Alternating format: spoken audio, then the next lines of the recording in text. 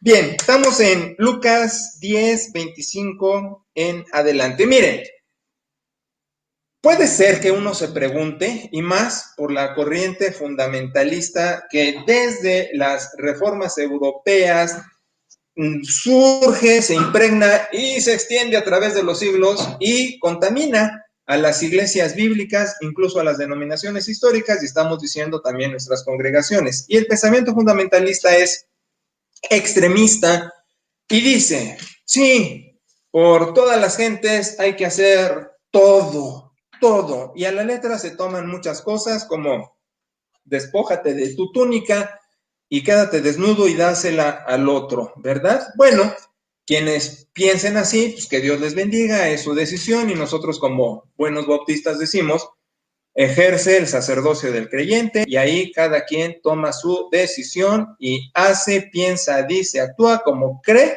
que honra a Dios. Y entonces decimos, está bien. Pero nosotros vamos a manejar el pensamiento bíblico neortodoxo para comprender esto de qué tanto ayudo, hasta dónde ayudo, a quiénes ayudo, cómo ayudo, ¿sí? Entonces verán, los extremos siempre son problema, ¿no? Me hago pato y no hago nada por nadie, no ayudo a nadie. O, como dije, el extremo de, no, pues yo hasta me quedo sin techo. Y ha pasado que papaces les dan la casa en vida a sus hijos y estos, en vez de ser hijos, resultan hijos porque hasta los sacan de la casa porque ya está su nombre y fuera papás. Fíjense, hasta esos casos. O en las herencias he visto familias tan muéganos, tan juntas, pero que cuando viene la hora de la repartición, hasta bala. Ay, fíjense. Entonces, ¿dónde nos quedamos? ¿Doy tanto que me quedo sin nada? ¿O me hago pato y me endurezco? Porque esa es la otra. ¿Cuánto no ha habido de experiencias tristes, de chantaje y de eso, de engañar?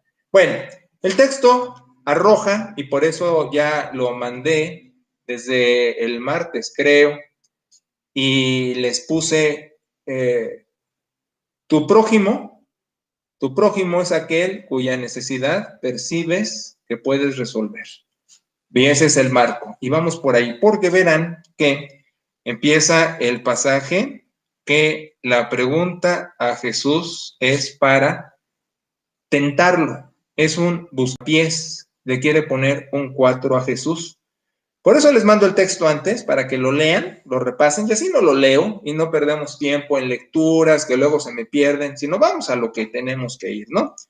Entonces, este intérprete, más bien no se debe de traducir intérprete, el término es jurista, es abogado, un abogado, lo que corresponde hoy día a un abogado, que en esos tiempos se manejaba de otra manera, pero es el equivalente, un abogado. Entonces, un abogado, bueno, aparte, pues los abogados, bueno, nosotros tenemos abogados en la congregación y los amamos, y ustedes entienden los chistes que se lanzan a los gallegos, a los argentinos y a los mexicanos. Entonces, cuando hacemos esa generalización, bromeando, se entiende que pues no es para lastimar, es nada más para jugar, porque pues, los abogados son canijos, ¿no?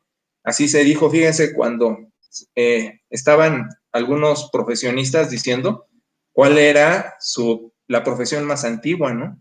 Y el arquitecto dice, no, pues la mía es la más antigua porque pues ya ven la creación, el diseño, la elaboración de todo. Mi profesión es la más antigua, ¿no? Y así están varios diciendo de sus profesiones.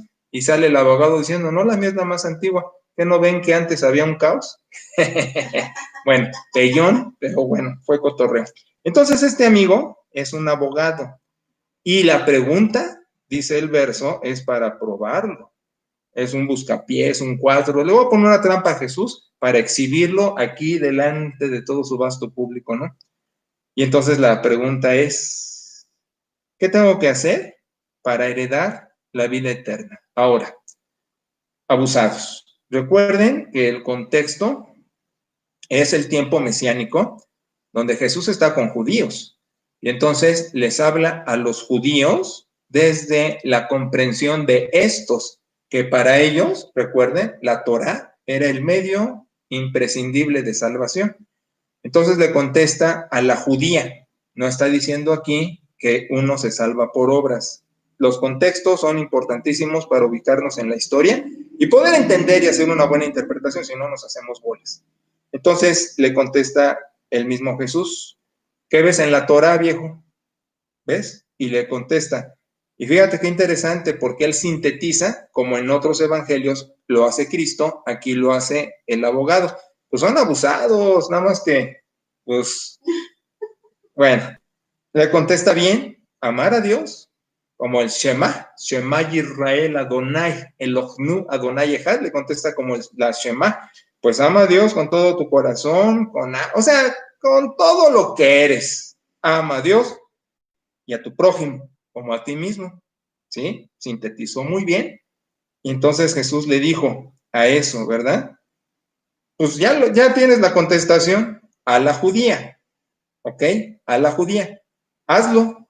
Ahora, el otro, para seguir con esta trampa a Cristo, como diciendo, pues yo ya la libré, yo soy uno que se justifica a sí mismo, ¿sí? Como en el capítulo 18 vamos a ver aquel que ora diciéndole, te doy gracias porque yo soy una cosa especial, pues entonces igual le dice, ¿no? Pues yo ya la hice, ya estoy del otro lado, pero a ver, ¿quién es mi prójimo? Contéstame, ¿quién es mi prójimo? Entonces ya no es, ¿cómo voy al cielo? Porque Jesús le contestó a la judía, pues ahí tienes la Torah, pero ahora le dice, y entonces, ¿quién es mi prójimo? Contéstame, pero probando. Entonces le va a contestar Jesús con algunos le llaman parábola, yo no la llamaría parábola precisamente, sin embargo, vamos a manejarlo así, que le contesta con una enseñanza que tiene que ilustrar, y para ilustrar emplea la siguiente narración. Y bueno, le cuenta de aquel que va hacia Jerusalén y es asaltado, como pues, en los tiempos actuales, ¿no? Si has visto cómo hay asaltos en las carreteras, transportistas y todo eso, qué barbaridad, ¿no? Bueno, el caso es que es asaltado, lo golpean feo y lo dejan, dice el texto, medio muerto. Fíjate que yo aquí podría traducirlo y no está mal. Me satisface mi traducción que dice que lo dejaron visiblemente muerto. Aquí los traductores nos hacemos como que así, porque medio muerto es, le dieron una golpiza tan salvaje que por nada lo matan, pero también puede significar quedó tan salvajemente golpeado que tú apuestas que está muerto. O sea, ya ni te acercas a tomarle los signos vitales porque dices, este ya está bien fundido como foco, así de ese tamaño, ¿no? Y entonces la narración implica que viene el sacerdote, que viene el levita, que lo ven así, con cierta distancia, y que pasan de largo, no se acercan al cadáver. Ahora, aquí viene una recriminación, normalmente, lo he escuchado por mucho tiempo,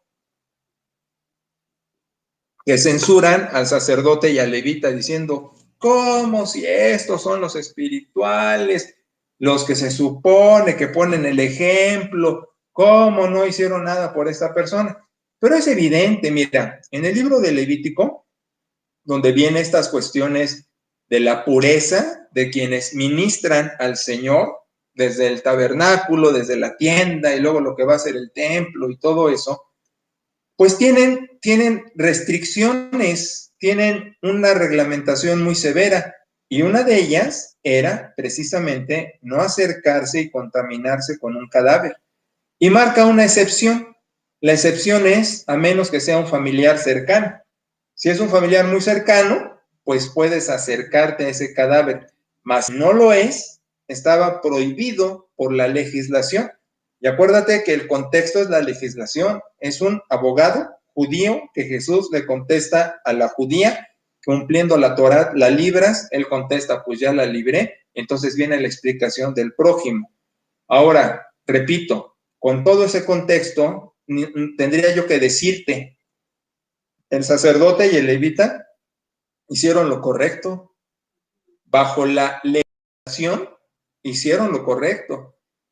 Te estoy diciendo, sacerdote y levita que se acercan a un cadáver, se contaminan, quebrantan la ley y están en riesgo de terminar su ministerio o de tener su multa o de tener ritos de purificación excesivos según sea el caso y la gravedad del asunto y cuántos estuvieron cerca del cadáver. Entonces, hay que leer bien esto porque estos no estaban faltando a la reglamentación con el contexto de que un abogado está en información en turno. Pero viene otra, aparece el samaritano. Y el samaritano es el que levanta al que parece muerto y lo auxilia, llevándolo hasta la posada, donde generosamente da 2 días de salario. Fíjate, lo que ganas en un día, en el nivel en el que estés, lo que ganas en un día, multiplícalo por 2 y dalo a un desconocido que estaba terriblemente maltratado porque le dice al hospedador, aquí está te dejo 2 días de salario para que lo asistas y aún si queda a deber, si falta, yo regreso y lo pago. Entonces decimos, bueno, está interviniendo un samaritano, pero espérame tantito, aquí viene un chanfle. Samaritano, definir samaritano no es tan fácil, porque se dice, es cuestión geográfica, es cuestión racial, es cuestión, y salen muchas aristas. Vamos a ponerlo simple, aunque no me satisface del todo, pero vamos a ponerlo simple. Samaritano, mezcla de raza judía con no judía, ¿ok? Y ahí si le anexamos otras variantes, pues hacemos más complejo lo que es un samaritano, pero el caso vamos a simplificarlo. Era ¿cómo te digo? Una raza impura, a priori, ¿sí? Tiene un nombre y ahorita se me escapó cuando se mezclan dos cosas. No, no es necesariamente un mestizaje, tampoco es criollo, no es injerto, se me escapa el nombre, pero bueno, porque es un término un tantito despectivo de una mezcla, que no es, porque dices hay que mejorar la raza, ¿no? Y buscas una parejita que eleve el nivel, pero aquí es una cuestión tantito peyorativa, pero bueno, se me escapó, pero te estoy tratando de ilustrar lo que te quiero decir. Entonces, el asunto es que este samaritano también tiene su legislación samaritana. Mira, el samaritano también tenía su Biblia, también tenía su templo, también tenía su monte donde adorar. ¿Te acuerdas en Juan 4 cuando la samaritana hace esa pregunta con Jesús, ¿no? ¿Dónde debemos adorar? Porque nuestros padres dicen que aquí y acá. No voy a entrar a los detalles, sin embargo, el caso es que también tenían legislación. Y aunque no era un hombre dedicado al servicio espiritual, también en esa legislación le advertían sobre acercarse a los muertos, pero sin ser tan estricta como los que se dedican al servicio espiritual, sí, tampoco era, ve y corre con un cadáver, ¿verdad? Pero hace esto de acercarse con el cadáver. Ahora, vamos a contestar como empecé. La palabra griega no tiene que ver nada con lo que nosotros manejamos, pero el término en latín sí. Prójimo, el que está cerca, el prójimo, el próximo, el que está al lado. Y entonces ahí vienen estas confusiones.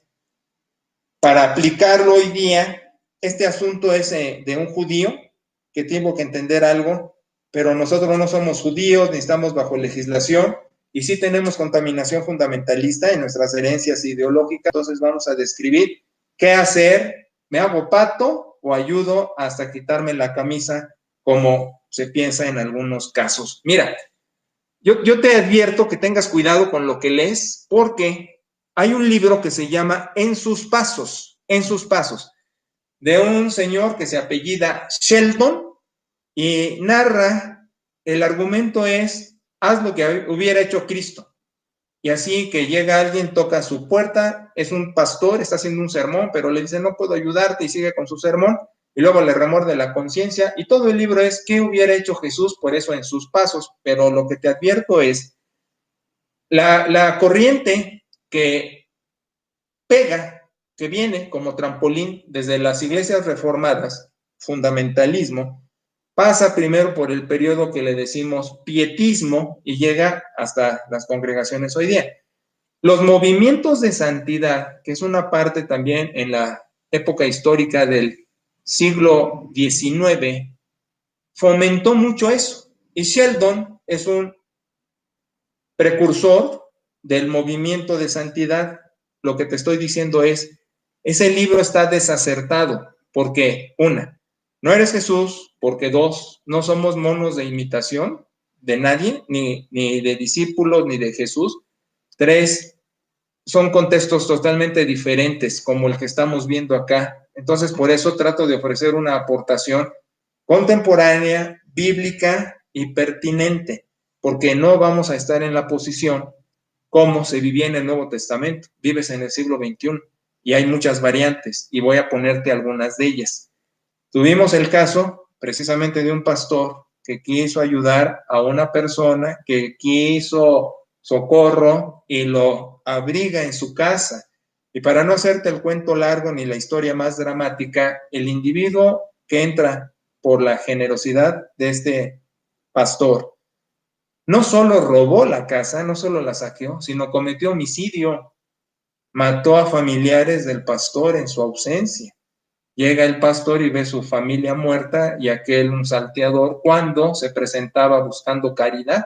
Y el otro con la contaminación de es que yo tengo que ayudar a todo mundo y viene con esta herencia de estos libros de los movimientos de santidad, entra en una confusión y en un dilema existencial espiritual donde dice, si no lo auxilio, estoy faltándole a mi Dios, ¿qué hago? Etcétera, etcétera. Entonces, para la cruda espiritual, la cruda moral que tenía, decide ayudarlo y mira el precio, el costo de esa ayuda. Ahora, sí eran tiempos peligrosos allí porque estamos viendo que asaltaron a este sujeto, pero te voy a decir otra, los tiempos de ahora son extremadamente peligrosos por varias razones. Una muy bíblica, la maldad se ha multiplicado y la razón es obvia porque la humanidad se ha multiplicado. Siendo mucho más, pues tenemos mayor probabilidad del mal. Y otra, ¿qué estamos viviendo con la pandemia? Gente desesperada por cuestiones de carácter económico que está recurriendo a la delincuencia. Y que aquí ya es asunto de sobrevivir y a ver a quién le gano. Mira, te voy a poner un ejemplo, es una tesis personal, luego yo comparto con Perita muchas ideas y luego estas nos alcanzan, las realidades nos alcanzan de estas ideas, pero le he dicho a Pera, ¿sabes por qué ahora lastiman, hieren o matan cuando cometen un asalto? Porque ya no solo están supliendo una necesidad, quiero dinero, necesito un bien, necesito llevar de comer a mi familia, sino ahora es, y te quito la brava, porque tú tienes y yo no, y en mi coraje de que tú tienes y yo no, te liquido, por eso matan por cualquier cantidad. Ahora, también el crimen organizado, que ha jalado mucha gente, niños, sicarios, ¿no has visto en los noticieros infantes que igual matan y matan por centavos? Se ha endurecido la conciencia de una manera tan brutal que de veras sales con el Jesús en la boca. Si te has fijado en los audios matutinos, diarios de martes a viernes, mi oración es a la salida, para salir cada uno de nuestra familia de fe y sanguínea extendida, que Dios guarde la hora, porque salir y regresar tranquilos, de veras son bendiciones de Dios. Lo que antes era normal se ha convertido en anormal. Este mundo loco y raro así lo ha complicado. Entonces, ¿qué hacer? ¿Qué hacer? Porque una cosa es cierta. Jesús es lo que está enseñando, ¿no? Le está diciendo, quien empleó esta compasión. El término es compasión, no es misericordia. Misericordia, bien lo dijo Pera.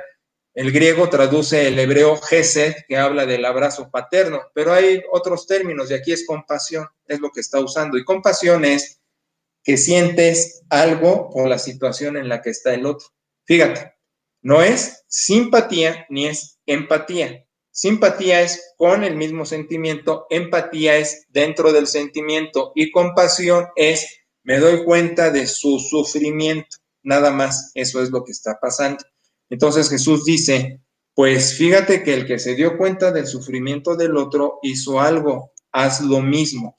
Entonces decimos, en base ya a lo práctico que es esto, tanto del sacerdote que cumple la ley, del levita que cumple la ley, del samaritano que la cumple a medios chiles, y que un judío está preguntando, ¿quién es mi prójimo? La respuesta simplificada es, aquel cuya necesidad te das cuenta que puedes resolver. Te das cuenta, o sea, cráneo, no solo corazón, no solo el impulso, no solo la víscera espiritual de, ay, yo tengo que hacer algo, pobrecito. Cuidado, cuidado, que te das cuenta craneal, fíjate, neuronal, racional, con el cráneo que es de hueso, decían mis hijos, ver qué puedo hacer por esta persona y decidir qué no puedes hacer. Por ejemplo, teníamos en mi ministerio anterior una persona que testificaba que se detenía en la carretera cuando veía un carro parado para auxiliar. Y llegó el punto que se le dijo, cuidado. Ahora, la interrogante es, ¿soy indiferente? ¿Puedes hacer algo más? Identificas el carro parado, te fijas en qué kilómetro está, te adelantas donde pueda haber señal o una caseta, o si es federal, donde te puedas comunicar, gasolinera, lo que sea, y hablarle a la autoridad, a la patrulla de caminos, a la policía, a alguien de la zona diciéndole, en el kilómetro tal, ve un carro parado y puede necesitar auxilio. Ahora la otra, que llegue la policía a asaltarlo, ¿no? Fíjate, hasta esos riesgos tenemos. Llegó un tiempo, recordarás, hace no mucho, que decíamos, ¿qué prefieres? ¿El asaltante o el policía? No, pues me va igual o me va peor, pero vamos a apostar a hacer las cosas derechas, pero tener el cuidado de la integridad. Mira, también es cierto que calificamos a la gente de a priori. Vemos los nigger, que eso es despectivo en Estados Unidos, es decirle negro pero en feo. La gente de color presume que prejuiciosamente, anticipadamente, un policía ya, porque es negro y porque está caminando en la noche, ya es delincuente. Y dicen, ¿por qué me encasillas, no? Y se han surgido muchos problemas. Alguna vez que estuve en Oakland un rato, en California, predicando en varios sitios, y en Oakland estuve estacionado un rato, una advertencia que me hicieron fue esta, fíjate. Si ves el grupo de negros en la acera, no cambies de acera, sino sigue caminando por esta, y si quieres saluda, si no, no, pero síguete entre ellos, pasa, pide permiso, pasa a un lado, si quieres saluda, y todo porque si brincas de acera es un insulto, y entonces les das pretextos para decir, ¿por qué te brincas de acera y que ya vienen? ¿Por qué nos esquivas y ya puede venir un problema mayor? Entonces, aunque dan medio porque están grandotes, enormes, ¿no? Pues pasas y good evening, saludas o hi, guys, y te sigues, ¿no? Pero tranquilo, tranquilo, y entonces ya te dejan que pases y todo porque los respetas. Fíjate que aún hasta eso puede ser un insulto. Y tanto que nos han dicho en las esquinas, en los semáforos, hay sitios más peligrosos y en las mismas ciudades califican zonas de riesgo, cuidado en las horas de noche, en estos rumbos. Entonces, sí tiene uno que darse cuenta qué puede hacer y qué no puede hacer por otro. Yo muchas veces fui burlado y sobre todo eso sucedió en Jalapa, porque antes en Jalapa la terminal de autobuses estaba a una cuadra de la iglesia. Después ya con las ideas nuevas en los municipios sacan las terminales, ¿no? Alrededor de la ciudad. Pero llegaba mucha gente, pasaba mucha gente y pedía auxilio de que se quedaron atorados, de que necesitaban ayuda, que cáncer, que madre enferma, que agonizante, N veces, madres con bebés. Y fui sorprendido y fui burlado cantidad de veces porque pues te entra la compasión y dices, siento el dolor de esta persona, ¿qué puedo hacer por ella? Y ha llegado el punto que ha habido gente que dice, pues puede engañarme, pero yo prefiero estar tranquila con mi conciencia, es decisión personal. Yo solo estoy diciendo, a la luz de esto, tu prójimo es aquel cuya necesidad te das cuenta que puedes resolver. Sacerdote y levita dijeron, no puedo resolverle su necesidad. Samaritano dijo que sí. Y entonces dice Jesús a este, ¿tú qué crees que tienes que hacer? Y él dice, pues a la samaritana. Entonces Jesús dice, pues actúa con tu libertad de conciencia. Pero la moraleja del caso es aquel cuya necesidad percibes que puedes resolver. ¿Y cómo? ¿Y hasta dónde? ¿Y cuándo? ¿Y qué limitaciones? ¿Y qué parámetros inteligentes tengo que proveer para la seguridad personal y de mi familia? Porque son tus primeros prójimos. Fíjate la ironía del relato que te dije. El pastor quiso hacer algo por su prójimo y descuidó a sus más prójimos. Y con ese descuido a sus más prójimos costó no solo el asalto, sino la vida de algunos de ellos. Entonces el asunto aquí es no endurecer el corazón, no estoy hablando de endurecer el corazón, estoy hablando de usar la inteligencia en oración y tener tranquilidad de conciencia con la decisión que se tome. Te estoy diciendo, no hay que hacernos patos, pero no hay que despojarte de tu vida, sino hay que tener un equilibrio y la media donde la inteligencia, donde encomendado a Dios, veas qué puedes hacer, por quién lo puedes hacer, hasta dónde lo puedes hacer, de tal manera que quedes tranquilo de corazón y con una necesidad resuelta hacia otra persona, porque vamos a la otra. Ni Francisco de Asís, Nico Kazantzakis, en su libro El pobre de Asís, describe a este Francisco con toda su benevolencia y dándose a todo mundo, ni él pudo complacer su conciencia haciendo tanto por tantos, porque es inagotable, es una fuente sin fin. Nada más ve la necesidad que existe en la calle también, así como el riesgo y la inseguridad, también la necesidad. Y la pregunta es posible que satisfagamos todas las necesidades de todas las personas que se cruzan en todo nuestro camino? Y la respuesta es no. Y esa respuesta también es una respuesta espiritual. Tú tienes que ver también tus límites. Ahora, vamos todavía a ponerlo más acá. Dije un rato, ¿quién es tu prójimo más próximo? Tu casa. Entonces, aquí es la otra. ¿Por qué tengo que quebrarme tanto la cabeza pensando en que tengo que auxiliar a medio mundo cuando en mi propia casa no auxilio? Y vamos a ponerlo todavía mucho más simple. A ver, y a esto es lo que más les gusta, ¿no? Hijos, papás, ¿cuánto ayudan en la cocina? ¿Cuánto hacen por la mamá que está haciendo la comida para, decíamos en Zacapu, para acarrear las cosas, los alimentos, los víveres, y para ayudar con la lavada de trastos y despejar la cocina? En Jalapa se decía pasar jerga, ¿no? Pasar jerga. Pasar jerga, mira, mis modismos. Bueno, en lingüística se dicen idiotismos, realmente, pero vamos a decirle modismo, suena mejor, de cada región, ¿no? Pasar jerga, limpiar la casa.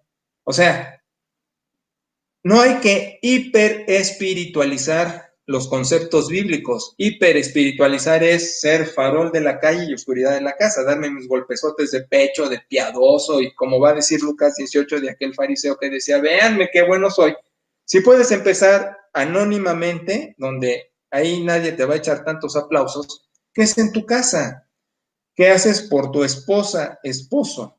De donde la galantería es el primer servicio que puedes dar.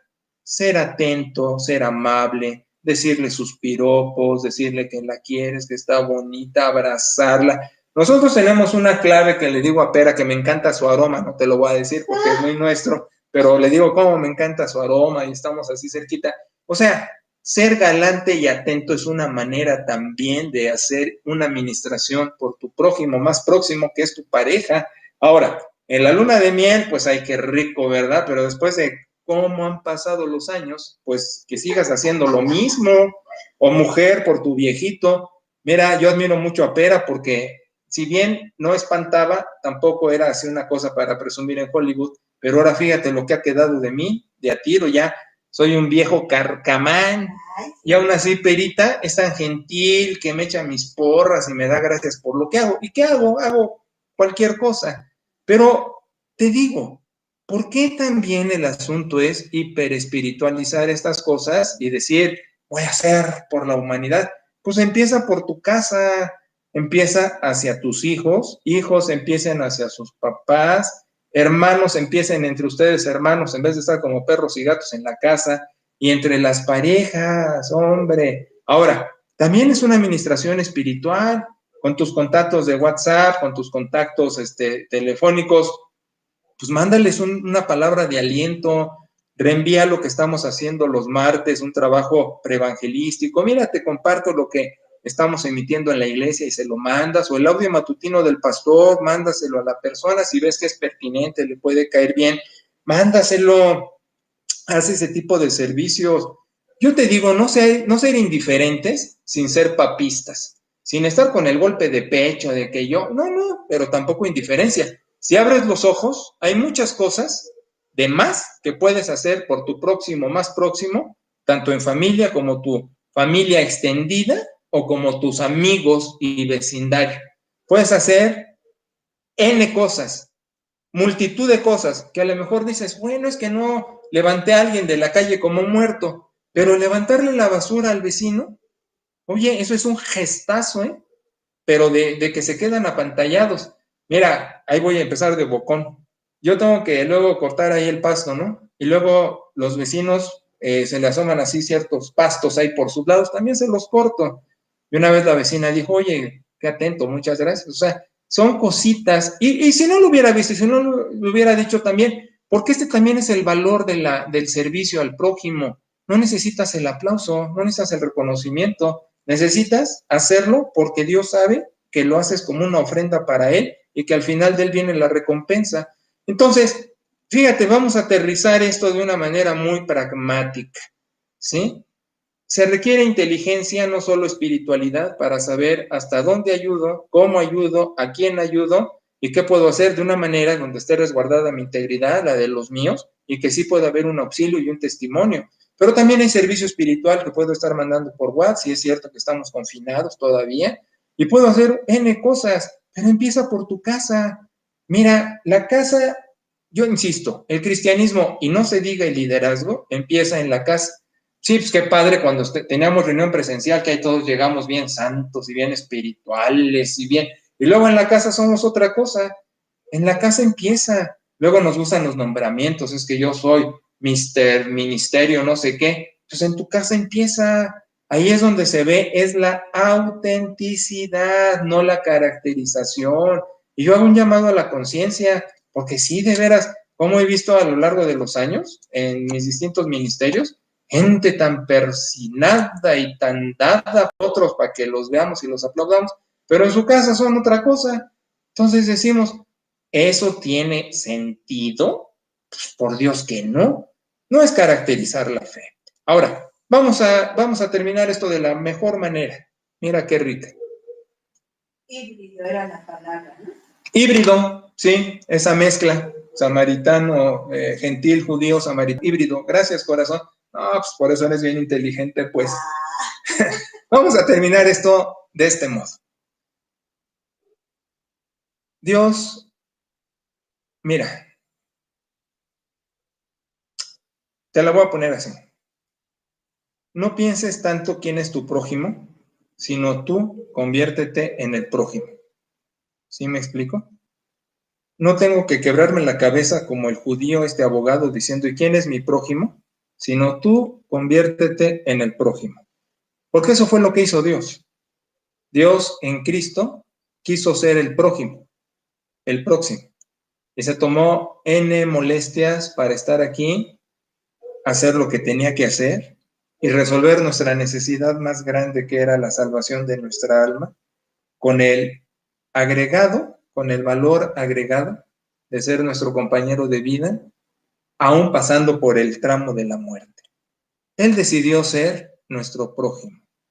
Entonces yo te voy a decir, más que pensar quién es mi prójimo, yo decido ser el próximo de todos. Y así, sin hacerme pato y sin despojarme de mi integridad, con un equilibrio saludable, hago lo que tengo que hacer de la mejor manera que tenga que hacerla, ¿sí? Y al final, mi recompensa va a estar en el cielo. Mira, te voy a platicar algo que más o menos tiene relación y es bonito para terminar este mensaje. Tú has visto esas manitas así, ¿verdad? Y algunos les dicen manos que oran. Pues esta historia es de la familia Durer. La familia Durer tenía como 20 hijos, 18 hijos, y no podía educar a todos. Y entonces dos hermanos que tenían talento para la pintura, la escultura, las bellas artes, todo eso, dicen, pues no podemos tener escuela los dos, pero uno va a trabajar por el otro en las minas para que el otro adquiera el estudio para ser el artista, y cuando termine puede pagarle al otro para que el otro haga su escuela.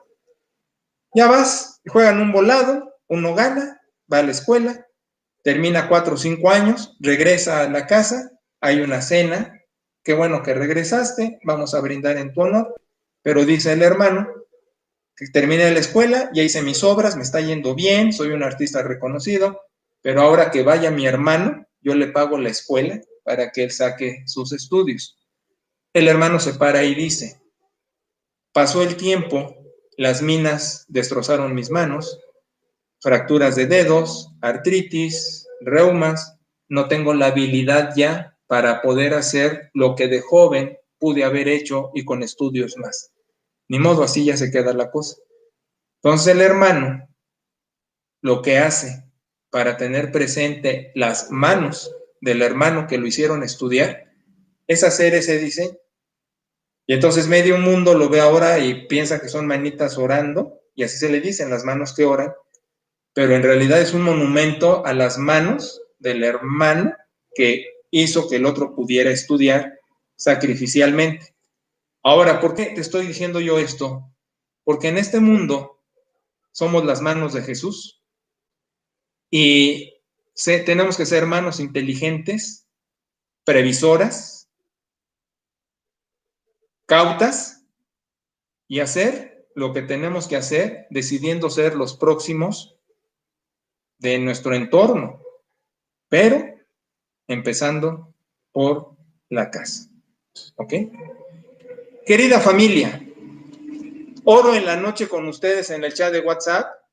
Ahora me despido diciendo que Dios los bendiga a todos, que sigan tranquilos, felices, en paz y sintiendo la presencia de Dios en sus vidas y ese arropamiento tan rico que da el gran Señor en su casa y extendiéndola a las casas que forman su casa. Es un placer saludaros, los quiero mucho, que Dios los bendiga. Y aquí estamos, ya saben, en la semana hay actividades.